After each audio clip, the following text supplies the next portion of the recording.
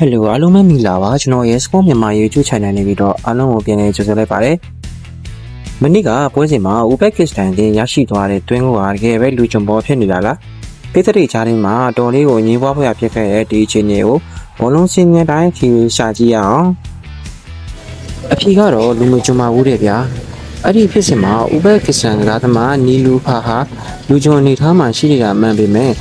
IFA ဘက်ရဲ့လူချမစီမီအမှတ်17အရာဒါဟာတရားဝင်တွင်းကိုဖြစ်ပါတယ်။ဒီကအကြောင်းရင်းကတော့ဘောလုံးကသူတို့အသင်းပေါ်ကပေးတာမဟုတ်ပဲကျွန်တော်တို့မြန်မာအသင်းကစားသမားမိထက်လူကအနေနဲ့ကင်းအောင်တမင်ရည်ရွယ်ချက်ရှိခေါင်းတိုက်ရှင်ထုတ်ရာကနေတဆင့်ရောက်သွားလို့ပဲဖြစ်ပါတယ်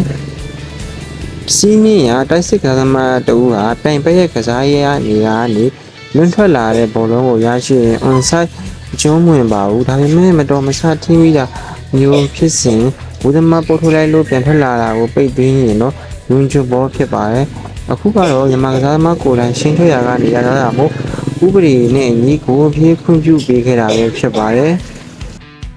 နောက်ထပ်ဆေးလူစားရသတင်းတစ်ခုအနေနဲ့ကတော့ပြိုင်ဆိုင်မှုပြင်းထန်လာတော့မယ်2026-2029ဘောလုံးရာသီမြန်မာမျိုးသမီးလိပြိုင်ပွဲကြီးလာမယ့်ဇွန်လ15ရက်နေ့မှစ၍စတင်ကျင်းပတော့မှာပဲဖြစ်ပါတယ်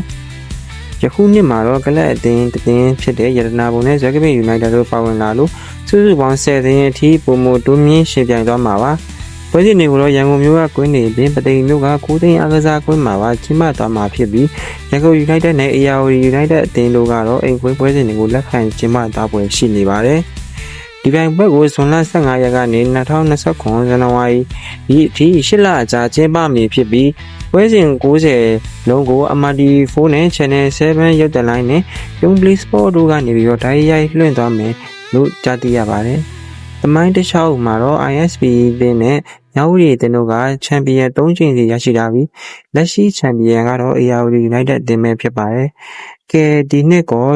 ရာသီတစ်မှာကောဘယ်အသင်းကချန်ပီယံဆုကိုစုခူးသွားမလဲ။ပြည်သက်ကြီးရဲ့အမြင်ကို comment မှာရေးပေးခဲ့ကြပါဦးခင်ဗျာ။ဗီဒီယိုလေးကိုအဆုံးကြီးကြည့်ရှုပေးကြလို့တူဦးတယောက်ချင်းတိုင်းကိုကျေးဇူးတင်ပါတယ်ခင်ဗျာ